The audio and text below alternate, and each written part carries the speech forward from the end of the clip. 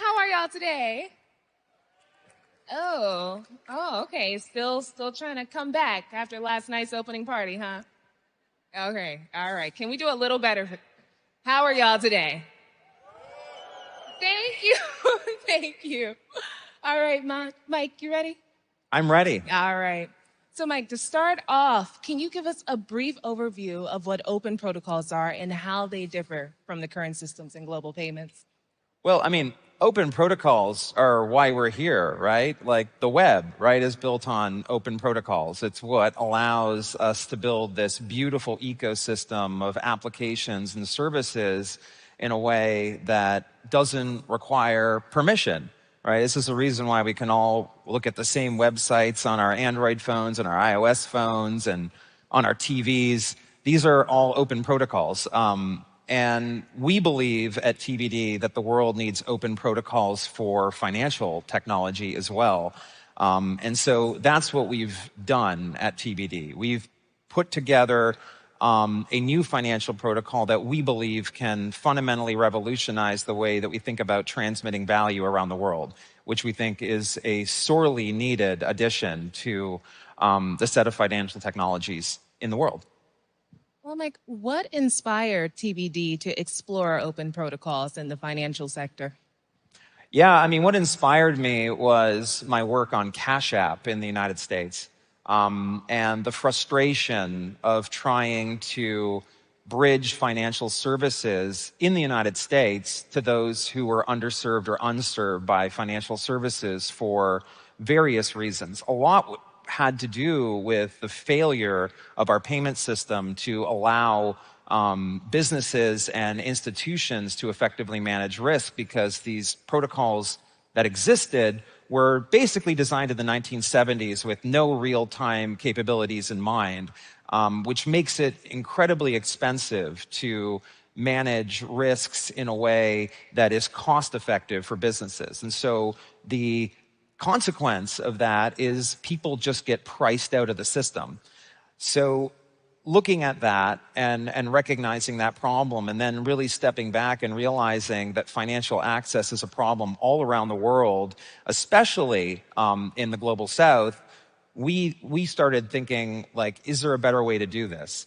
And with technologies like Bitcoin and stablecoin coming along, we recognized an opportunity to take advantage of these technologies by basically building a new protocol that can allow trust to be established in a way where global payments settleable by digital assets like Bitcoin or stablecoin could be effectuated in a robust way, in a way that can comply with regulations, in a way that allows individuals, businesses, governments, institutions to have the trust that they need to conduct business using a native internet payments layer. So that is the real reason why we did this. And so we have HTTP for websites, and we felt we needed HTTP for payments, and that's what we've set out to build. Well, that's the perfect transition. You're announcing the launch of tbDEX. We did, yeah. We announced it. tbDEX 1.0 SDK is now out. We're super excited to have developers be able to start looking at this technology and start implementing it. We're super excited at TBD and Block more generally about the opportunities to build a new payments layer. We have a lot more exciting announcements coming throughout the year with both TBD and with external partners who are starting to integrate to this technology.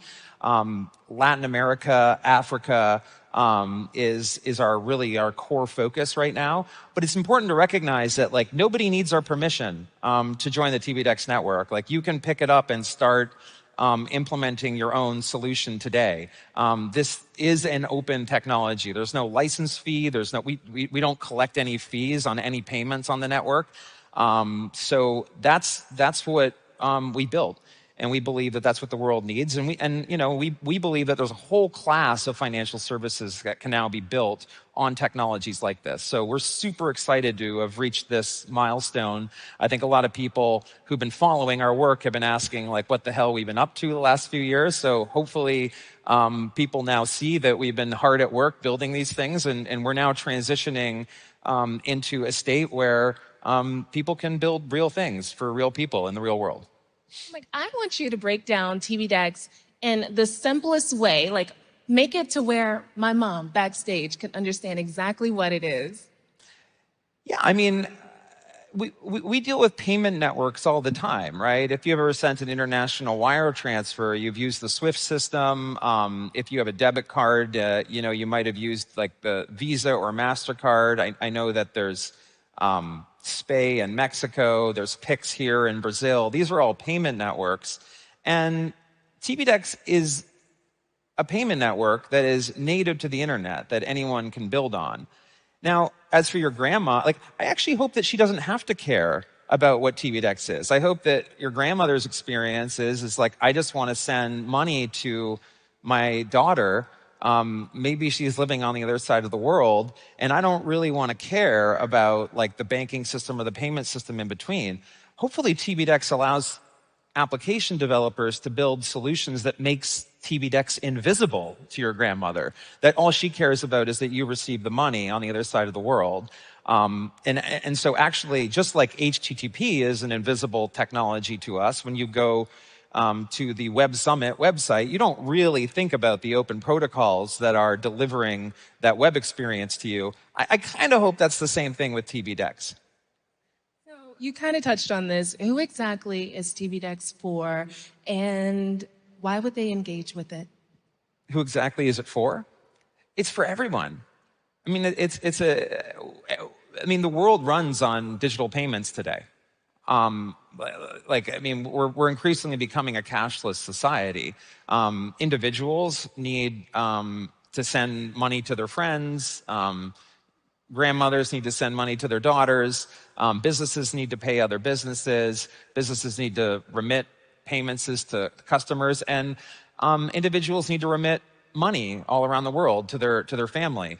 And tbDEX can address all of these use cases. Now, we're focused primarily on the remittance use case as a business for us at TBD today, because we think that's a really interesting opportunity that's definitely ripe for disruption. But as a native payments layer with a open identity technology built into it, which I don't want to get too far into today, in theory, any kind of value movement on the internet at all can be mediated by this technology. So it's kind of for everyone. But today, the SDK is for developers to go and build customer-oriented solutions that use the actual technology for moving money. So as an open protocol, how does tbDEX ensure security and trust, especially in cross-border transactions, which are often seen as high risk? Yeah, this is a great question, and it's also at the center of what TBD has been building. We are a financial technology company, but we're also a digital identity company. So a lot of our work has been focused on building a new open digital identity layer for the internet.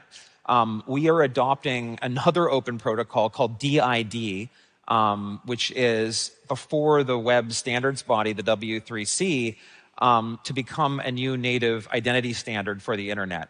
And we're using that as a way to build trusted identity information that can be used by organizations like banks, like fintech companies, like governments. And governments are adopting this technology, by the way.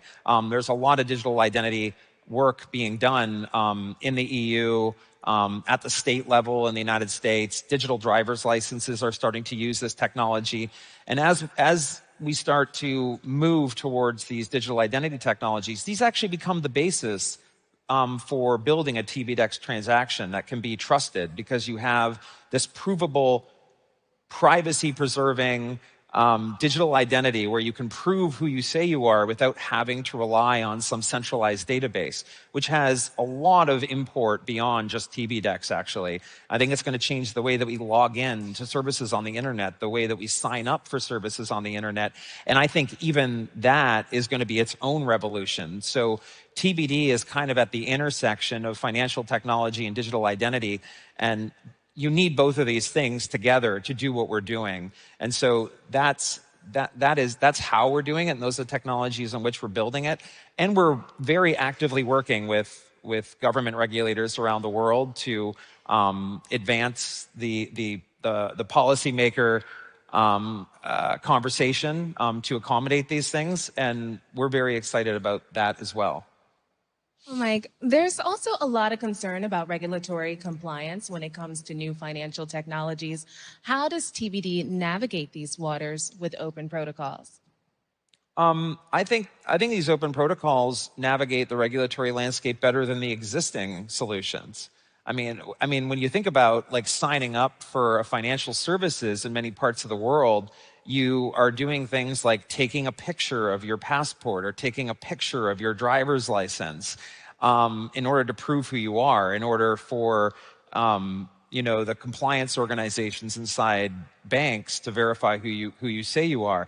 And this is a very insecure way of doing things. I mean, documents can be stolen, they can be forged, and this is a persistent problem. It's something that even our company, which operates at scale financial services in the United States and around the world, has to contend with daily. I mean, even beyond like the issue around regulation, like we don't want bad actors in our system. And the current models of compliance and regulation are stuck in the paper age. Like paper documents is what we're doing, is what we're trying to use to comply with regulations in a digital world.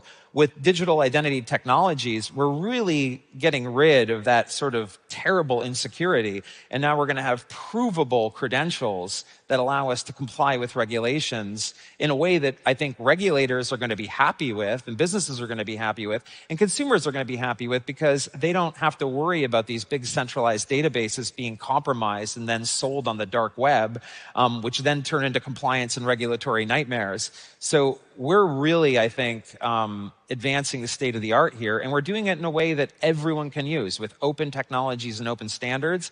And I think that's the only way to do it. That's the only thing that's going to bring everyone to the table, because the proprietary solutions that are being attempted right now are not really in anyone's interest. Nobody wants a new monopoly. So that's what we're here to try and circumnavigate. I totally agree with that. I mean, no one has time for identity theft. No one has time for losing their social security card. Yes. Well, Mike, how do you envision the governance of these open technologies you're building? If the goal is to build an open global payment system that isn't owned by any one party, what is TBD doing to think through the governance of this beyond TBD? Yeah, well, this is a big important thing for us. We thought about this a lot when we built tbDEX. The first question that came to mind was, people are going to wonder like whether or not we own it and whether we control it. And actually, we have owned and controlled it up until now. But as we announced last fall at Money 2020 in Las Vegas, we're actually donating the tbDEX protocol to the Linux Foundation. We have an agreement with the Linux Foundation. They are going to take it over from us, and we are just going to become one among many entities that are helping to guide it in the future. So we're going to be giving up our controlling stake in this technology and giving it to an organization like the Linux Foundation, which I think has a lot of trust as an open source, open technology steward, so people don't have to worry about like what our interests might be in the governance of the technology. And we're super like excited about. And I should also mention, it's going to get a new name. We call it tbDEX now. We're working on a new name for it that the protocol will take on once the Linux Foundation takes it over. I have nothing to announce there, but that is going to happen, and so that's our real answer to that question. I kind of like tbDEX. I know, it's a cool name. Yeah, I like it too. Well, looking ahead, how do you envision the global financial landscape changing with the adoption of open protocols? Look, I mean, I think I think once these technologies are there, the incentive to adopt them is really strong. I mean, it might not be strong if you're, one of the largest financial institutions on the planet that has a lot of entrenched network effects and you want to maintain your economic rent. But for most people, for most individuals, for most companies, for most institutions, we don't want to be beholden to monopolistic market players that set the terms of like how we do business and how we build our technology and what kind of experiences we are and are not allowed to offer to consumers and individuals and businesses. And so I think just like in the way that Linux basically took over the data center, despite the dominance of Microsoft Windows in the 1990s, I think that a lot of people were laughing at the idea that an open technology like Linux could completely supplant players like Microsoft and Oracle and all these companies in the data center, but it did. Open technologies won. And I think that we're betting that the same thing is going to happen with financial technology here. Well, how can those interested learn more about tbDEX, and what steps can individuals or smaller enterprises take to be a part of this inclusive financial future that TBD envisions? I actually wasn't able to hear you on the stage. We can barely hear anything up here, by the way, you guys. It's a huge echo. Yeah.